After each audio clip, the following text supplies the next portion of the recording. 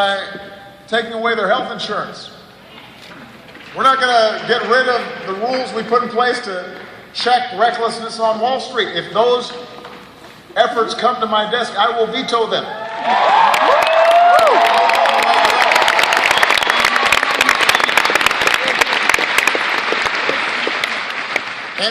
And here's what's most important. Today, because the economy is growing at a faster pace, we're starting to actually see wages tick up for the first time in a very long time. And a survey of small businesses showed they are more likely to provide raises to their employees than any time since 2007. So we've got to make sure that all people have the tools and the support that they need to take advantage of this growing economy. It's not good enough just to not screw it up. Let's build on the momentum and move it even further. Let's keep it going. Let's keep it going. That's what we've got to focus on. That's what we've got to focus on. So, what? I know. How do we restore this link between hard work and being able to get ahead? How do we make sure that everybody is doing their fair share, everybody has a fair shot, and everybody is playing by the same set of rules? How do we make sure that everybody not only shares in success, but also is able to contribute to the success of the United States of America? That is middle-class economics. That's our project. And that's something that, by the way, shouldn't be a Democratic or a Republican issue. That should be an American issue. All of us should want that kind of success for the middle class and everybody who's willing to work hard to try to get into the middle class. So, what does middle class economics require? Well, the first thing is trying to give people a sense of security at a time when the economy is so rapidly changing, so dynamic, that people can't rely on being in one place, in one job for 30 years, 40 years. That's not going to be the career that young people like you have. You're going to be doing a whole range of things. And it's going to be fluid, and you're going to have to be taking advantage of opportunities, and you're going to have to adapt to new circumstances. And so part of what we have to do is to make sure that we're giving families some sense of security in the midst of all this change. And that means helping folks afford child care. It means helping folks afford college. It means helping folks get paid to leave at work. It means making sure people have health care. It means helping the first-time home buyer. It means helping folks save for retirement, although you guys don't have to worry about that for a while. I say he raised his hand. Actually, I do. And so I'm sending Congress a budget, a plan, that's going to help family with all of these issues. Lowering the taxes for working families by thousands of dollars, putting money back into their pockets so that they can have a little bit of cushion in their lives. We can do that. And today I want to focus on one of those ideas, and that's child care. Now, I mentioned my grandparents were from Kansas. Well, my grandfather, Stanley Dunham, he went to Europe to fight in World War II. And while he was gone, my grandmother, she was like Rosie the River, Madeline. She worked on an assembly plant for bombers.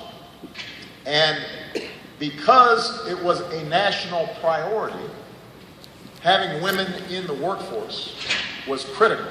Right? My grandmother worked at a bomber assembly line in Wichita. And by that time, my mom had already been born, so this country provided universal health, child care because they understood that if women are working, they're going to need some help. Right? They understood that. And research shows that it was good for the kids, good for the parents. But we stopped doing it, even though almost every other advanced country on earth continued to do it, learned from us, and did it. Now, in today's economy, when having both parents in the workforce is an economic necessity for many families, affordable, high-quality child care and early childhood education, these aren't just nice-to-haves. This is a must-have. And studies show that children who get a high-quality early education earn more over their lifetimes than their peers who don't. So think about that. You give somebody, you give parents support, and you give a child that little boost at the beginning, it lasts a lifetime. Which means that the entire economy is more productive for a lifetime, for a generation. Young people who get that good early start are more likely to finish school, they're less likely to get in trouble with the law, and access to child care can lead to higher employment and incomes for the moms, which means the whole family's doing better. So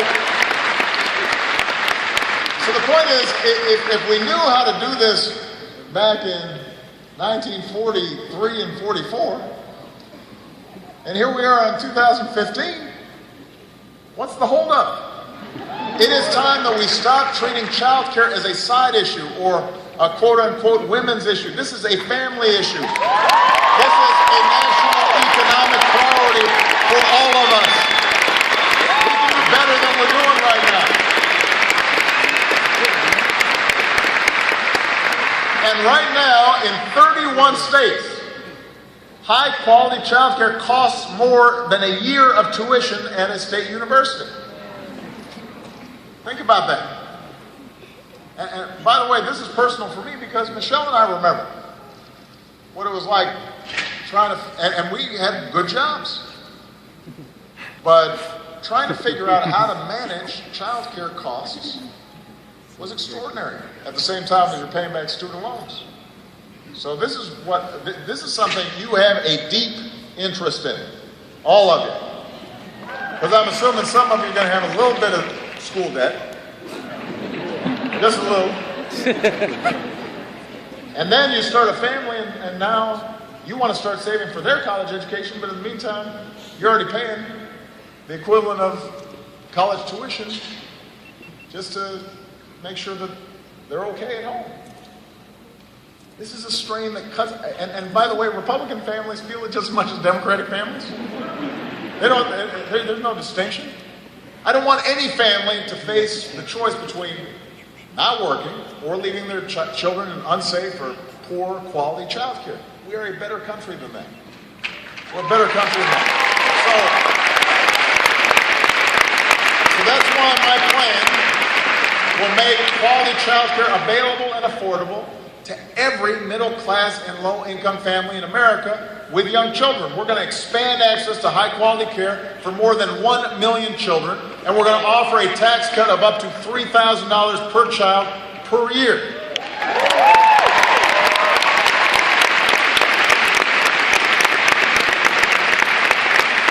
I don't want anybody being daycare poor.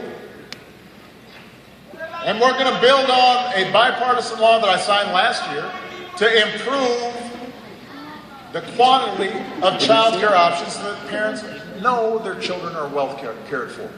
Because we also want to lift up the quality of the facilities there.